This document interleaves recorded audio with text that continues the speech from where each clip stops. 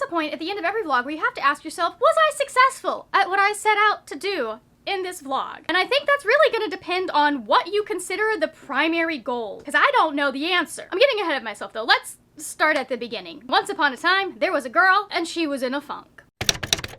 Hello, welcome back to the channel. I'm Margaret and I like to talk about books and other nerdy things on the internet, and I don't know. This is like the third day in a row of me trying to get things done and just not being able to start. On top of that, I also have a book that I just realized I have to finish by 6 p.m. tomorrow evening. I've known this since this morning. It is currently 4:19 p.m. We've made a cup of tea because sometimes that helps me focus. We've made the bed because sometimes that helps me focus. And we also have the rest of our weekly reset that we were supposed to finish yesterday that we're gonna get working on today. None of you know that this is happening in this moment. No one knows this video is happening. In theory, I don't need to do this. And yet, the fact that I have started the vlog will give me the motivation to like actually do shit. I don't understand the psychology behind that, but it works. Let's check in with what we're reading and what we're doing. First things first, the book that we are reading, where is it? Where's my phone? See, this is why we need the video, because I pulled up my phone, opened up my phone, and it was Threads, and people were being stupid on Threads. And the fact that I am doing a video means that I am not scrolling on Threads. The book that I am going to be reading is The Nightblood Prince by Molly X. Chang. It is an 11-hour and 13-minute audiobook. In theory, since I listen to books at 1.75 speed typically, like I want the performance, but I also want it to be at a normal talking speed. I have no idea what this is about, but it does have a gorgeous cover. Let's see if I can show. You're connected. Stop. My phone was dying earlier. Let's see if I can show you this gorgeous cover.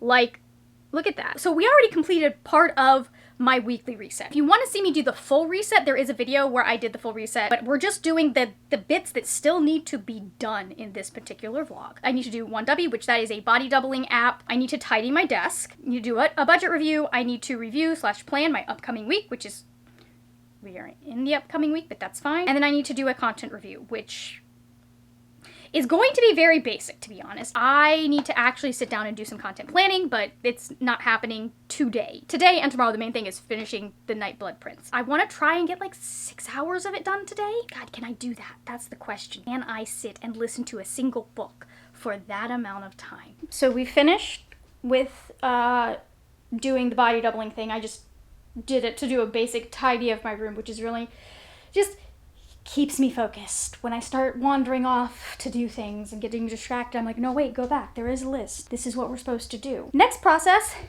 is this guy right here, my desk. It's a little, I mean, in general, the office is kind of messy right now, but I am working on figuring out what to do with the stuff that is mine, and then the stuff that is not mine is not my responsibility. We're gonna set a timer for 15 minutes because my meat is thawing, and unfortunately, there is a hole in the bag, so I couldn't thaw it in water, so it's just I don't know why I think it's less safe if it thaws by itself instead of in water. But anyways, I've got hamburger meat thawing and I need to take care of that. We're gonna get this cleared off. I need to get a folder for my D&D stuff, my things that I do for my campaign. I just need to get like a binder or something. This is tomorrow Margaret's problem. I do not have any updates, by the way, about the book because Hoopla hates me. So what I currently know about, oh God, I'm gonna fix this so you don't need sunglasses to look at me. What I have figured out in the like 5 minutes that I've been able to listen to it without fighting with Hoopla is there was a prophecy and she has been taken from her family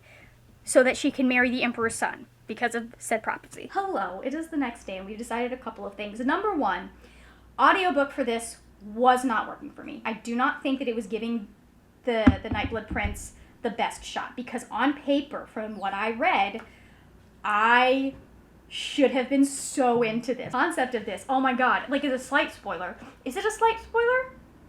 No, it's in the synopsis. So The Nightblood Prince is this book about Faye, and she is not royal. I think her family was wealthy, but they were like out in the country, something like that. Basically, there's a prophecy. She's born with a specific mark that she needs to be born with for them to think that she is going to be the empress of all empresses. And the emperor comes, takes her, says, you're going to marry my son who was just born, and so raises them together. She is feeling very trapped by this arrangement because she has no choice. And she's also very realistic about the fact that, like, even though she and the prince whose name, oh my god, is gone. She and the prince are good friends. He's always treated her well, but she's also recognized that, you know, he's spoiled. And she's seen the way that his father goes through women and the way that he is continually making marriages and bringing on concubines. So she's like, there is only so much time, potentially, that I would have in this prince's good graces. So she comes up with this crazy idea that she's going to kill this mythical type, like this like very hard to kill, very reclusive, I think that's the word, very reclusive tiger. If she kills the tiger, she gets a wish. Her sister's like, this is crazy, you're going to die. And she kind of does. But luckily for her, she wasn't alone in that moment. She was actually there with the like deposed prince of Lan. I don't know if he is fully a vampire or if he just has vampire-like magic.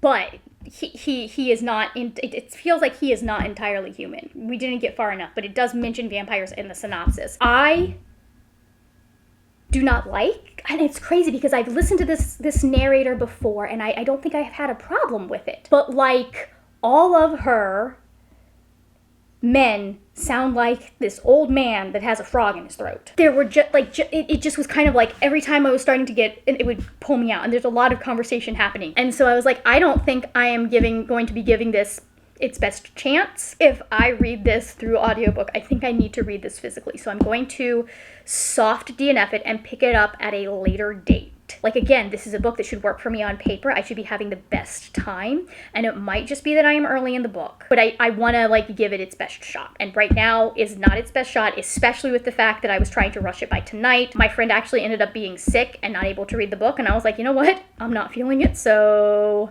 DNF. I'm gonna put it back on my TBR. The other thing is at least at this point, like, this is a YA, and it feels like the bit that I read feels more in line with adult fantasy. There were just a couple of ways that we were approaching a few different things. And this is not entirely on authors. This is also partially on the publishing and the way that we have pushed YA so much into the late teens. There are a lot of books on the market now that would have been better as adult. Belladonna, I'm looking at you. If you haven't heard my rant about that one, I will link when I did the video up there. Like I said, I'm going to be DNFing this, not like DNFing this, but I'm going to be putting this aside. I'm switching to The Enchanted Greenhouse by Sarah Beth Durst because I am part of the way through this and I would like to finish it. And then I decided that while we were getting our life together, it also would be a good idea to do a little bit of self-care. Oh, you can see it. It's right behind me. I was the girl that on Tumblr, where my mother couldn't see it, I would refer to myself as a slut for art supplies. Happened to have enough discretionary income this time around, this month, that when I saw these come across my feed, I was like, you know what? We can buy one of those. And I realized I could buy two. So that might have been a slight overkill. I was one of those people that, like, you would give us your beautiful art. Like, if somebody posted, like, you can't do this on all the other sites necessarily because Tumblr was Tumblr. But those of you that were there might remember when, like, people would, like, do beautiful setups and, like, the art supply setups that would have you drooling. I'd just be like, tag your porn, please. That should tell you a lot about my sense of humor. I have been trying to get back into some of these slow hobbies, you know, like painting and stuff. And so my thought process was to pull out my watercolor supplies, open this guy up, and like randomly choose a thing from here and use that as the color palette. Ooh. Oh, I could actually probably paint that too. Use the color palette to try and paint something. Where did I pull this from? This is 876. 876 is going to be the Into the Woods. So this is what I'm gonna sit down, I'm gonna paint for a little bit while I just kind of get myself situated. I'm almost done with the list. So we're good there. Do need to sit down and figure out what my next video is going to, I don't think I'm gonna plan an entire content calendar, but I'm gonna sit down and figure out what my next video needs to be.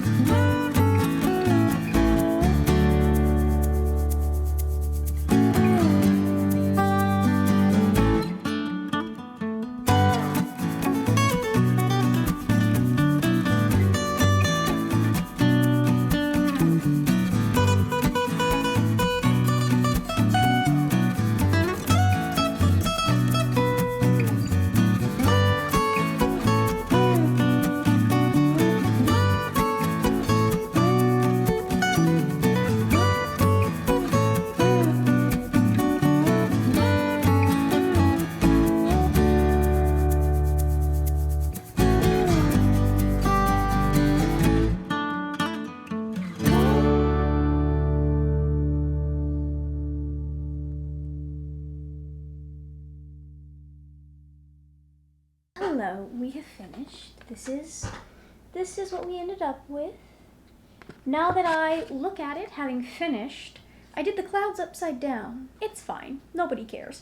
This is just me having fun. I put the date on the back of it. I'll try it again tomorrow or whenever I remember that I am doing this. I also listened to some of the book, and I realized I haven't told you all what this book is about. I did get to page 213, which gets me to 59% of the book. I think I can probably make some good progress through it the rest of the evening as I'm doing the rest of my stuff. Yes, we are in the evening now. I never said my time management was great. There is not a hard deadline on something. Good luck. Anyways, so this particular book, this is the second book in a series. The first book is The Spell Shop. From my understanding, they are interconnected standalones, right? And so this one can stand on its own. It is also part of a whole series in a world. I think the third book just came out. I remember The Spell Shop sounding interesting, but it didn't like grab me the way The Enchanted Greenhouse did. When we were talking about kind of like this isolated Grumpy Sunshine dynamic that's going on. We're following a main character named Turlu. She was turned into a statue as punishment for turning a spider plant sentient. And the reason that was an issue is not because she made something that was not sentient. No, that wasn't the issue. The issue was that she did magic and she was not like a sorcerer. And apparently you're not allowed, in their world, you're not allowed to do that. That's a big no-no. And she shows up, or she wakes up, in the middle of winter, in the middle of on this island where there are all of these different greenhouses, and she's like, oh, I'm no longer a statue. What's going on here? Turns out these greenhouses are enchanted, and they are being taken care of by a man named Yarrow, and the greenhouses are failing, so she was sent there to, in theory, he'd asked for a sorcerer that would be able to help him fix these failing greenhouses, and she is who he thought was sent to help him. And she's like, I'm not a sorcerer. I can't help you. What's going on? However, she does end up getting like drawn into helping him with these greenhouses and figuring out why the magic is failing and what they can do about it. And she realizes that like if she were to help him and he were to let her stay, she would not get turned back into a statue, basically. She's like, oh, well, I could just, like, have a second chance here.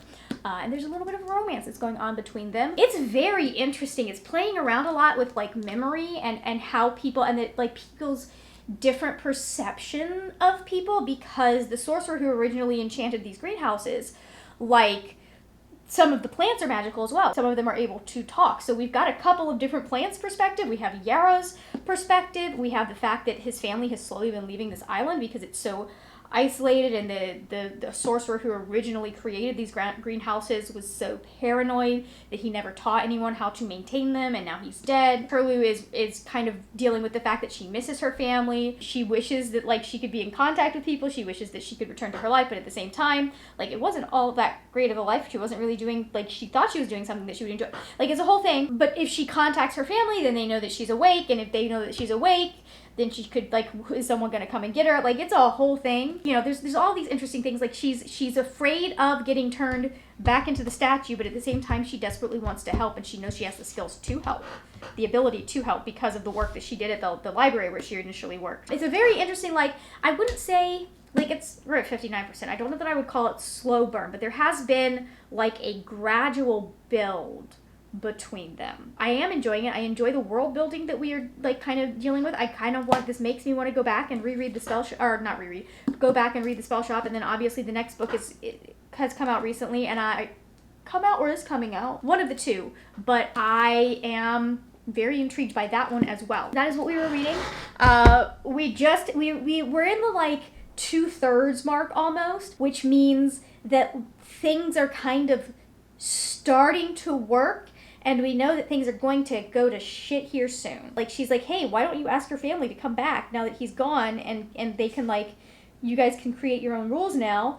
Why don't you ask him to come back and, like, help you with this? And so he did ask his family to come back, and they're waiting to hear back from them. It's unclear how much time has passed. It feels like probably a couple of weeks, but I'm not entirely sure. Long enough that she would have expected people to have received a letter and responded to it by now. So that has to have been at least a couple weeks. I'm gonna go finish my reset stuff while I'm waiting for dinner to thaw, and then we'll basically be done with the vlog. I'll probably do my final update after I finish the book. potentially. For those that wonder what my shirt says, it says, "Whatever's wrong with me, it's working," which feels like a mood as we come in to finish this vlog. We're not gonna say exactly how much time has passed between the last clip that you saw and right now when I eventually ended up finishing this book. But what I will say is that it's been enough time that it's time for me to start another weekly reset. Although I'm not gonna film this one. We're actually feeling productive and out of a funk right now. Anyways, I suck at transitions. It's time for us to talk about how I did on the weekly reset and my final thoughts about the Enchanted Greenhouse. So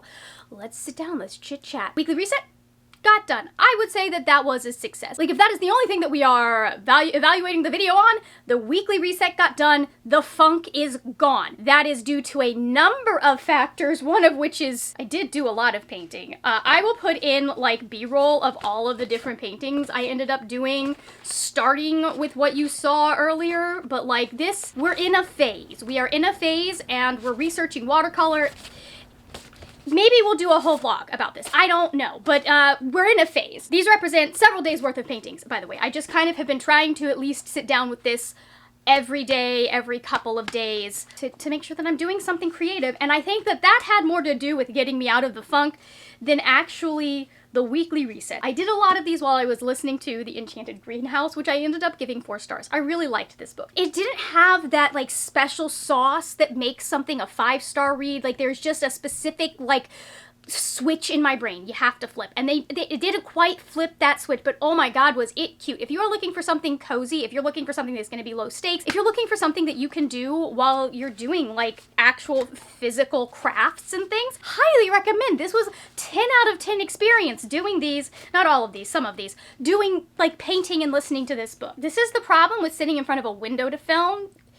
Actually, no, this is just the problem with needing light to film. There would be so much less glare on library books if we did not need light. I really enjoyed this. I had a good time. I liked following Turlu. I liked the little romance that was happening between her and Yarrow. The things that they were both unpacking, because like I said, she has a lot that she is unpacking about like what happened to her, her being turned into the statue. He also has a lot of trauma that he is unpacking with stuff that happened when he was a child, with family that didn't quite loved him but didn't understand him, with the fact that his family all left and they wanted him to come, like they thought the best thing for him was to come with them, and he just was like, no, I can't give up on this. I don't know, there was a lot of that just really resonated with me. I feel like that is a very common thing. Like that honestly felt very topical, because I think that there are a lot of people who want to be like, no, we should just give up on certain things in society, and then there are the people that are like, no, but this is worth saving, this is worth staying.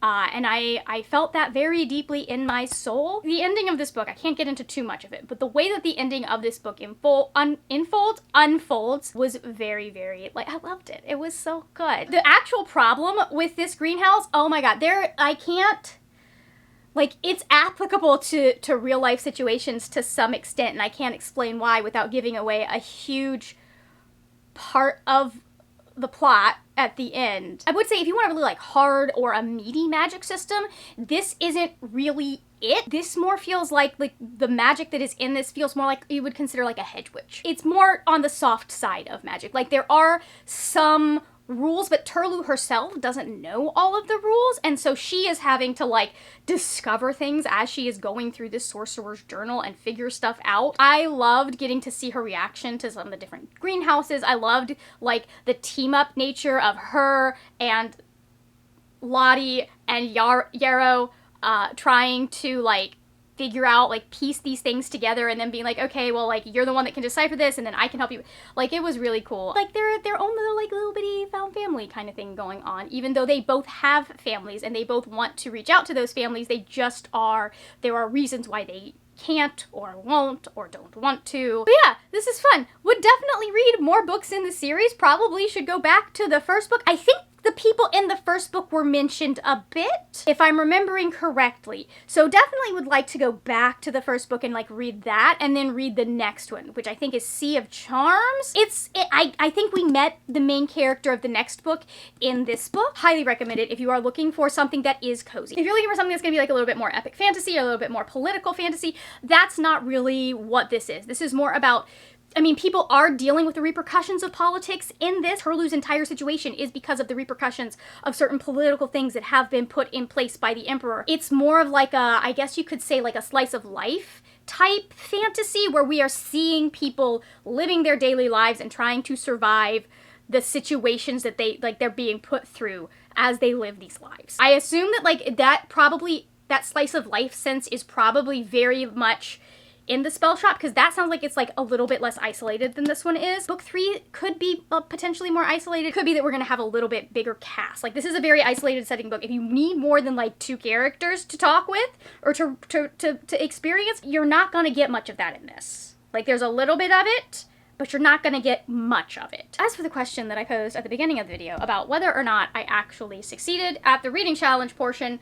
well, it definitely took me more than 24 hours. If that had been the challenge, if we wanted to say like the challenge of me reading a book in 24 hours, it definitely took more than that. Absolutely took a whole bunch more than that. For those of you that were watching me read this on sprints, let's just keep how many reading sprint sessions I was reading this. Can we keep that between us, please? Thank you. I appreciate that. I really appreciate that. I don't know. I didn't read the book that I set out at the beginning to read. I didn't read it in the time that I set out to read it, but I did find a book that I enjoyed. Was this a success? Was it not a success? Please, like, chime in the comments if you think. Like, do you think I should count this as a success or no? Because, like, if we are doing rules as written, it's not. No part of the reading portion was fulfilled. If you would like to see me do a reading challenge that I actually succeed at, I will have one right up here. If you'd like to see me fail at another one, I will have that one right down here. Thank you so much for watching. If you enjoyed this video, please hit that like button. That is it for now, my friend. Happy reading, and I will see you later when we will talk about more wordy, nerdy things. Bye!